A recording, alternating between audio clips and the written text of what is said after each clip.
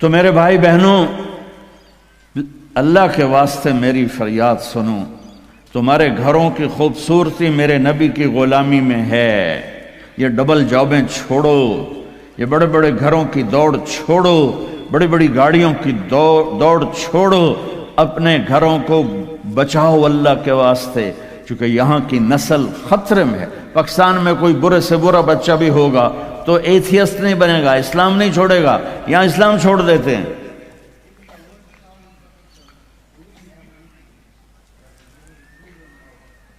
میں آپ کو اپنے گھر کی بتا رہا تھا، ایک بچہ مجھے ملنے آیا، کہنے لگا جی میں نے پورے پاکستان میں ٹاپ کیا ہے ایف ایس سی میں، اور کنگ جو ٹاپ کرتے ہیں وہ کنگ ایڈورڈ میڈیکل یونیورسٹی میں جاتے ہیں۔ تو 2 دفعہ میں خودکشی کی کوشش کر چکا ہوں، پلز کھائیں، گولیاں، لیکن وہ زندگی تھی، بچ گیا۔ میں نے کہا بیٹا تو چھوٹا سا ہے، تو نے یہ خودکشی کی کیوں یہ تو نے قدم اٹھایا؟ کہا جی میرے امی اور ابو اتنا لڑتے ہیں کہ ڈسہارٹڈ ہو کر میں 2 دفعہ خودکشی کی کوشش کر چکا۔ ماں اور باپ کی لڑائی نے اتنے بریلینٹ قابل بچے کو مرنے پر مجبور کر دیا۔ کوئی بھوک نہیں تھی، سوکھے تھے، اچھا خوشحال گھرانہ تھا، لیکن خامد بھی بد زبان، بیوی بھی بد زبان، تو بچے خودکشی پہ آ گئے۔ بھائیو، اگر آپ اپنے آپ کو خوبصورت بنانا چاہتے ہو، دیکھو میں ہاتھ جوڑتا ہوں، سب دیکھو، اس زبان پہ قابو پالو۔ یہ زبان خوبصورت ہو گئی، دل جڑ جائیں گے۔ بہ گئی پیما فتوی نہ ٹھوک دیو۔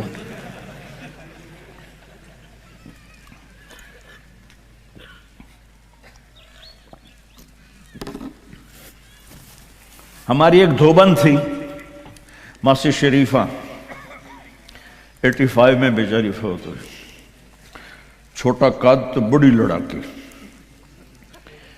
تو وہ ایک دن آئی میری بہن کے پاس، کہنے کہ بی بی اے میری نوواں بڑیاں لڑدیاں میرے نال، 4 بیٹے تھے 4 بہن، تو میں نے کوئی تویز دے، چاروں میریاں نوکر بن جاؤں۔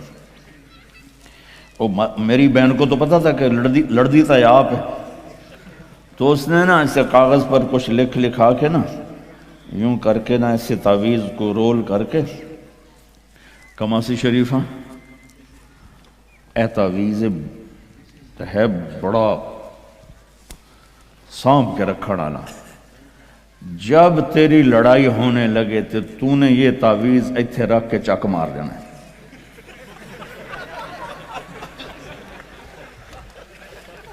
میری بہن نے کیا طریقہ استعمال کیا، ماسی شریفہ کو چپ کروایا۔ اب تعویذوں کا بڑا مانتے ہیں ہمارے دیہاتوں میں، تو وہ ہفتے بعد آ گئی، کہنے کہ بی بی تو بڑا چنگا تعویذ دیتا ہے، میری تو ساری لڑائی ختم ہو گئی، کیونکہ ماسی شریفہ چپ ہو گئی۔ تو میں نے یہ 2 تعویذ بنائے ہیں، ایک آپ مستورات لے لو، ایک آپ لے لو، جب لڑائی ہو تو چک مار کے بہ گئے کرو، آپ کی لڑائی ختم ہو جائے گی۔ ہائے ہائے، ارے میرے بھائی، قربان جاؤں اہل بیت کے اخلاق پر۔ امام زین العابدین کو گالی دینا نبی کو گالی دینا ہے۔ حضرت حسین جن سے نسل چلی، ان کو ایک آدمی نے گالیاں دی، ننگی، وہ یوں منہ کر کے بیٹھ گئے، ہائے ہائے ہائے ہائے۔ اس نے سمجھا کہ ان کو پتہ نہیں میں ان کو گالیاں دے رہا ہوں، تو وہ ادھر سے اٹھ کے سامنے آ کر کہنے لگا ایاک آنی، اور میں تینوں گالا کر رہے ہیں۔ آپ نے فرمایا وعن کا اغضی، اور میں بھی تجھے ہی معاف کر رہا۔ تو ایک دم قدموں میں گر کے پاؤں چومنے لگا کہ بے شک آل رسول کے اخلاق ایسے ہی ہوتے ہیں۔ میرے بھائیوں، اپنے گھروں کو اپنے نبی والی زندگی پہ لاؤ۔ میرا سر میرا ساتھ نہیں دے رہا، میں تفصیل ویسے بھی نہیں ہو سکتی، اشارہ کر رہا۔ اپنے نبی کی زندگی پڑھو، اپنے نبی کی زندگی پڑھو کہ آپ نے اپنے گھر کو کیسے چلایا، کس طرح آپ نے 11 گھروں کو نبھایا، 2 مہینے چولہا نہیں جلتا تھا اور بیویاں قربان ہو رہی ہیں، یہاں سب کچھ دے کر پھر بھی لڑائیاں ہیں، بچے برباد ہو رہے ہیں، نسلیں برباد ہو رہی ہیں، چھوٹی چھوٹی باتوں پر اڑ کر ہمارے استاد صاحب تھے مولانا جمشید صاحب، وہ ہمیں بہت زیادہ سبق میں فرماتے تھے، جو ہار مان جائے گا وہی جیت جائے گا۔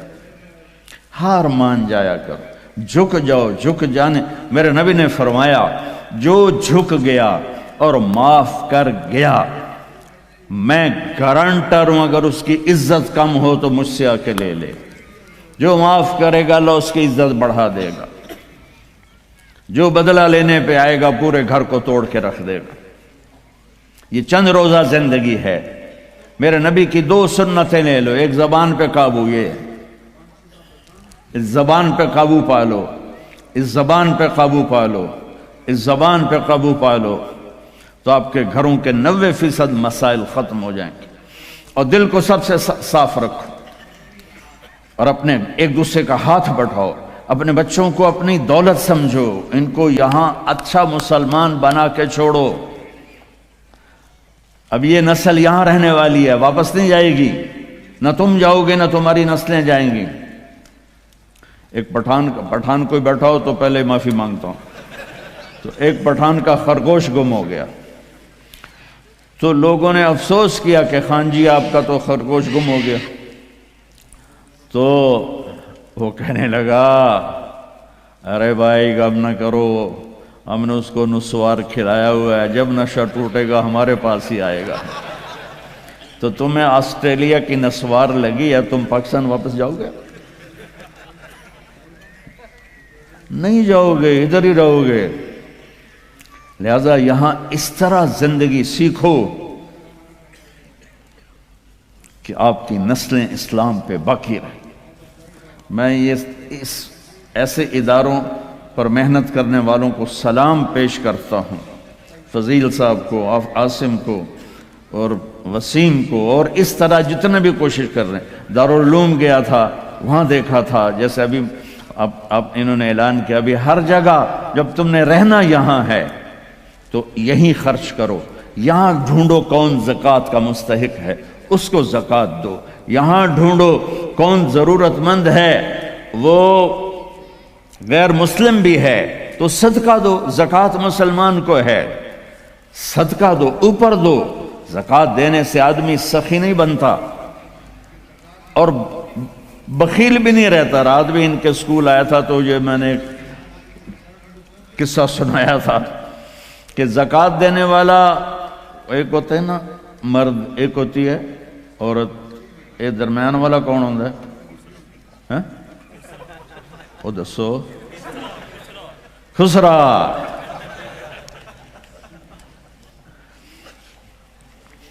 تو زکوٰۃ دینے والے جو ہوتے ہیں نا وہ بخل سے نکل آتے ہیں، سخاوت میں جاتے نہیں تو وچکارلے بڑھ جاتے ہیں۔